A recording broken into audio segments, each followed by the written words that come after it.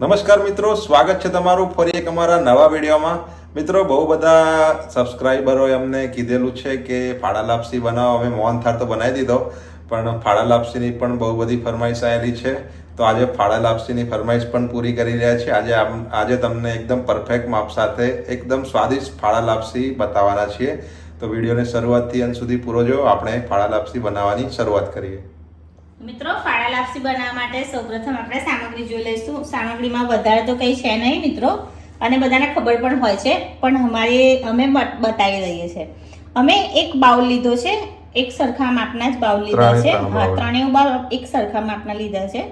એક આખો બાઉલ આપણે ફાડાના લાપસીના ઘઉંના ફાડા. હા, ઘઉંના ફાડા લીધા છે.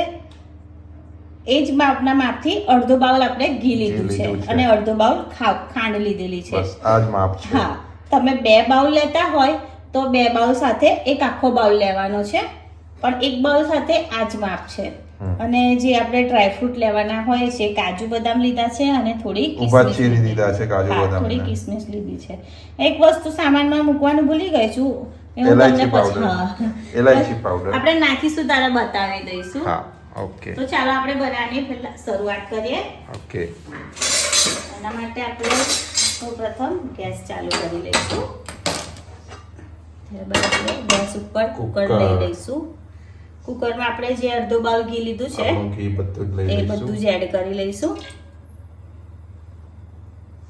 પહેલા આપણે કાજુ બદામ અને કિસમિસને શેકી લઈશું. હા, થોડા હળવા ફ્રાય કરી લઈશું. ઘી ઓગળેલું જ છે આપણું, એટલે ગરમ થતા વાર નહીં લાગે. ઓકે, તો હવે આપણે પહેલા કાજુ એડ કરી લીધા છે અને ત્યારબાદ બદામ. દ્રાક્ષ આપણે હમણાં નહીં નાખીએ. હા, ના, દ્રાક્ષ હમણાં નથી નાખવાની. થોડા કાજુ બદામનો થોડો કલર ચેન્જ થઈ જાય ત્યારબાદ આપણે બદામ નાખવાની છે. ઓકે, બસ તો આ રીતે હળવું શેકી લેવાનું છે. ઘી આપણું એકદમ નહીં થયું ગરમ, થોડું ઘણું થયું છે. અને એ જ રીતું રાખવાનું. બહુ જ ગરમમાં નાખીશું તો તૈયારીમાં આમ ગોલ્ડન કલર થઈ જશે. હા, આ થોડું આપણે ધીરા તાપે આ રીતે કરીશું તો થોડો ક્રન્ચેસ આમ આવશે, ક્રંચ આવશે. હા, થોડો કલર ચેન્જ થાય ત્યાં સુધી આપણે એને શેકી લઈએ. ઓકે, તો તમે શેકી લો થોડું. હા, ત્યાં સુધી મેં ઇલાયચી પાવડર પણ લઈ આવો. તો ઓકે, અહીંયા આપણા કાજુ બદામનો કલર થોડો ચેન્જ થઈ ગયો છે, તમે જોઈ શકો છો. હવે આપણે કિસમિસ એડ કરી લઈશું. કિસમિસને આપણે બહુ વધારે નથી કરવાના, થોડી વાર. હા, 1 જ મિનિટ જેવું કરવાનું છે.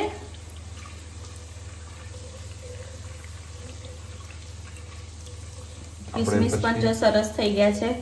હા, હવે કાઢી લેવાના છે આપણે એને 15 થી 20 સેકન્ડ જેવું જ કિસમિસને રાખવાનું. હા, વધારે નહીં. બધાને કાઢી લઈશું. આપણે ઘી લીધું હતું ને એ બાઉલમાં કાઢી લઈએ પાછું. ઓકે, જો કિસમિસ કેવી ફૂલી ગઈ. હા, એ ફૂલી જાય છે. ગોલ મટોળ સિંગદાણા જેવી લાગે. હા,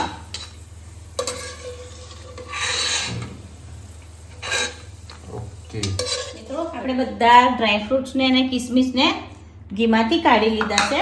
ઓકે, હવે આપણે ઘઉંના ફાડા જે લીધા છે એને એડ કરી લઈશું. હા, અને આપણે આને ગેસની ફ્લેમ આપણે ધીમીથી મીડિયમમાં જ રાખવાની છે. અત્યારે આપણે તો એકદમ સ્લો રાખી છે કેમ કે ઘી બહુ ગરમ છે. હા, અને આપણે આ રીતે સતત હલાવીને શેકી લેવાની છે. હા, થોડો એનો કલર ચેન્જ થઈ જાય ત્યાં સુધી. ઓકે, બસ આપણે થોડી વાર તો થોડી નહીં, સારી એવો શેકવા પડશે. હા, કલર એનો ચેન્જ થાય ને થોડી સુગંધ આવશે શેકાવાની. સુગંધ આવશે ત્યાં સુધી શેકવાના થોડો છે. ગોલ્ડન જેવો કલર આવે ને ત્યાં સુધી આપણે શેકી લેવાની. હવે રોકાવાનું નથી, કન્ટિન્યુ શેકતા રહેવાનું છે. હા, ફ્લેમ આપણે ધીમીથી મીડિયમ જ રાખવાની છે, ફાસ્ટ નથી કરવાની. ઓકે,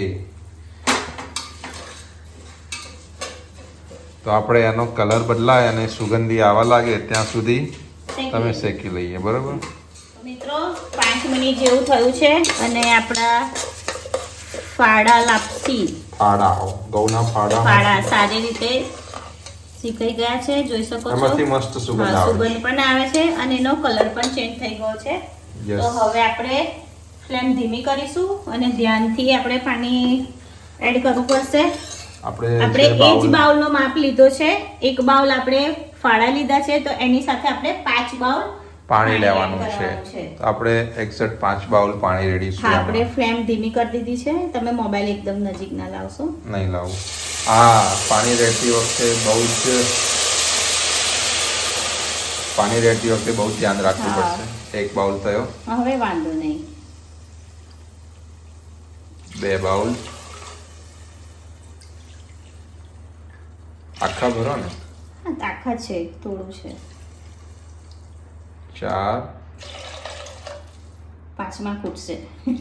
બીજો ભરી લો, પાણી લો. વાંધો નહીં. થોડું ફૂટ્યું છે પણ આવી રહેશે કારણ કે આ પાણી પી જશે બધા.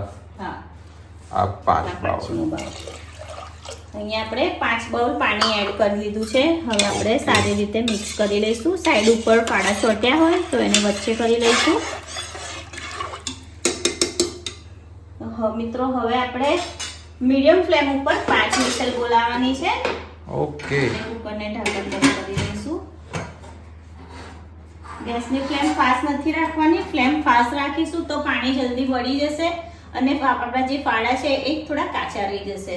એટલે હવે આપણે ગેસની ફ્લેમને મીડિયમ કરી લઈશું અને મીડિયમ ફ્લેમ ઉપર 5 વિસલ બોલાવીશું આપણે. મિત્રો 5 વિસલ બોલે પછી આપણે મળીએ. મિત્રો કુકરની 5 સીટી થઈ ગઈ. આપણે ગેસ પણ બંધ કરી દીધો તો થોડો ચિતરાયો છે પણ વાંધો નહીં. વિસલ આપણે થોડી હવા છે એને કાઢી લીધી. નીચે ઉતારી લઈએ. ઓકે.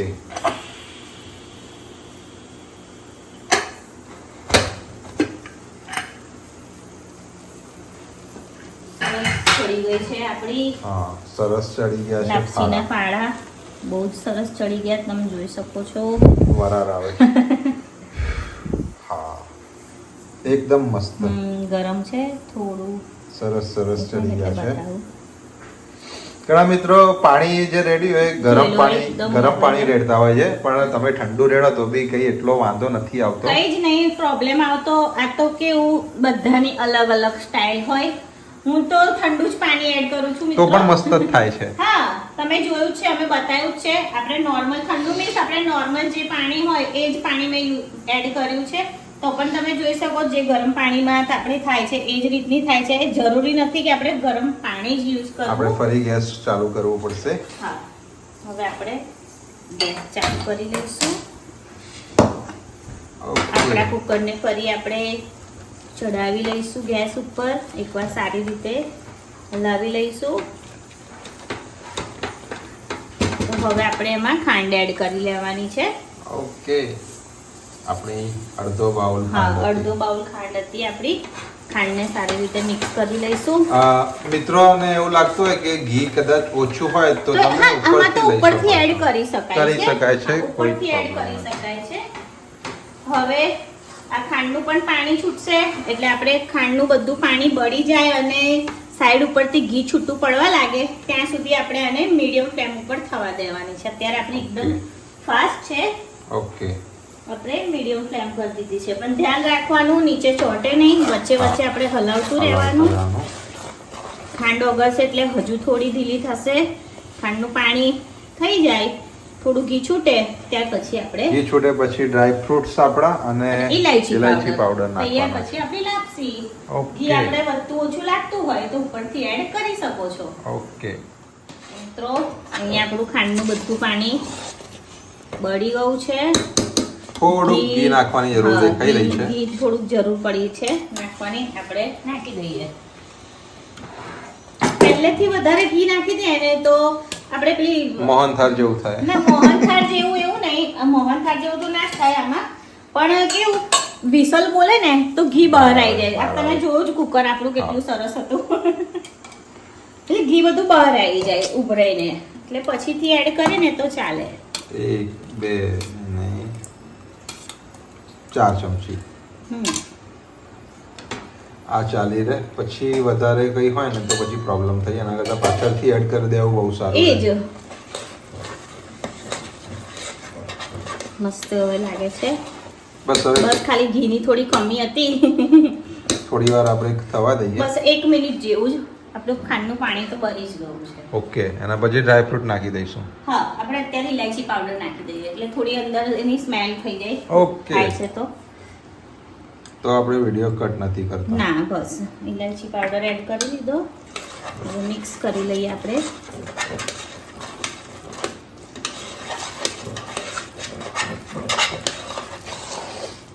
જબરજસ્ત સુગંધ આવે છે. હવે સુગંધ આવે છે. બસ એક સહેજવાર થવા દઈએ. ઘીના જેવું જ ખાંડમાં છે. તમે વધારે થોડું ગળ્યું ખાતા હોય તો એક્સ્ટ્રા ખાંડ ઉમેરી શકો હા, છો. એક્સ્ટ્રા આ ટાઈમે તમે ટેસ્ટ કરી લેવાનો. પણ આજે તમને માપ બતાવ્યો ને પરફેક્ટ જ છે. હા, એ ગળપણ પણ કમ્પ્લીટ જ છે. ઘીનું તો તમારા પર ડિપેન્ડ, ઘી અને ગળપણ તમે બંને કેટલું તમારા પર ખાઓ છો? ડિપેન્ડ કરે છે. હા. જો મીડિયમ ઘી ખાતા હોય તો પછી આપણે જે પહેલા એડ કર્યું એ બરાબર જ હતું. હા. અને થોડું આપણે જોઈએ કે આમ દેખાય ઘી એવું તો અમારે થોડું વધારે જોઈએ છે. હા, અમારે થોડું ઘી જોઈએ છે. ઓકે, તો થોડી વાર થવા દઈએ પછી હા, ડ્રાયફ્રૂટ પછી આપણા નાખી દઈશું.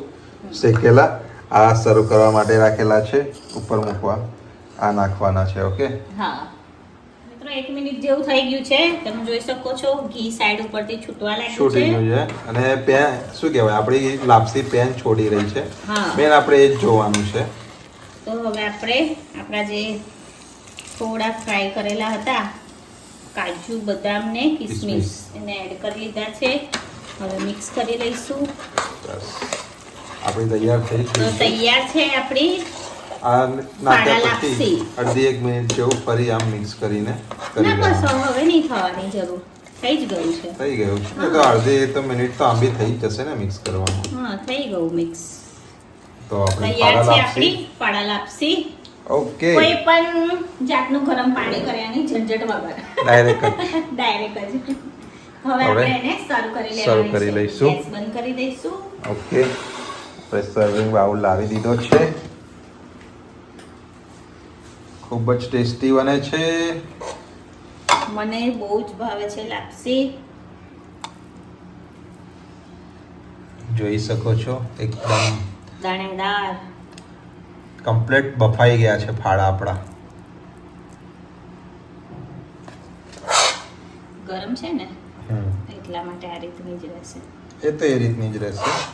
અને લાપસી તો એકદમ છૂટી તો હોય જ ના. કુકરમાં બનાવો તો એવી અશક્ય છે.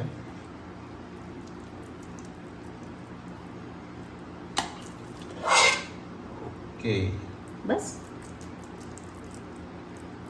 બસ ને ઓકે. આપણે સર્વ કરી લીધી. હવે થોડું આપણે બદામ ઓલરેડી છે જ પણ હવે નાખેલા છે તો કતરણ. ઉપર ગાર્નિશ કરી લઈએ. બસ. ઓકે, તો મિત્રો તૈયાર છે આપણી ફાડા લાપસી. એકદમ સિમ્પલ રીતે. એકદમ સિમ્પલ રીતે, સરળ રીતે, પહેલી જ વારમાં આવડી જાય એ જ રીતે છે મિત્રો. કોઈ પણ વધારે ઝંઝટ નથી. તમને માપ બતાવ્યું છે, કમ્પ્લીટ માપ પ્રમાણે જ હા, બનાવો. complete માપ જ છે. ખાલી એટલું કે તમને ગળપણ વધારે જોઈતું હોય તો તમે પછીથી એડ કરી શકો છો. યા ખાંડ ઘી. અને ઘી બંને હા, મરજી add પ્રમાણે. કરી. માપ એકદમ કમ્પ્લીટ છે પણ- સ્ટાન્ડર્ડ માપ આપેલું છે. એનાથી વધારે તમારી મરજી. હા, તમારી મરજી. હા, એ ઓછું નહીં પડે. હા, માપ કમ્પ્લીટ છે પણ તમને વધારે જોઈતું હોય તો પછીથી એડ કરી શકો છો. એમાં કંઈ જ પ્રોબ્લેમ નહીં આવતો. તો મિત્રો તૈયાર છે આપણી આજની ફાડા લાપસી. તો કોઈ પણ તહેવારમાં કે ગમે ત્યારે તમે બનાવીને ખાઈ શકો છો. હા, ગમે ત્યારે બનાવીને ખાઈ શકો છો. મિત્રો આજની આ ફાડા લાપસીનો વિડીયો તમને કેવો લાગ્યો તે અમને કોમેન્ટમાં જરૂરથી જણાવજો. જો વિડીયો સારો લાગ્યો હોય તો લાઈક કરજો અને અમારી ચેનલને સબસ્ક્રાઇબ કરજો.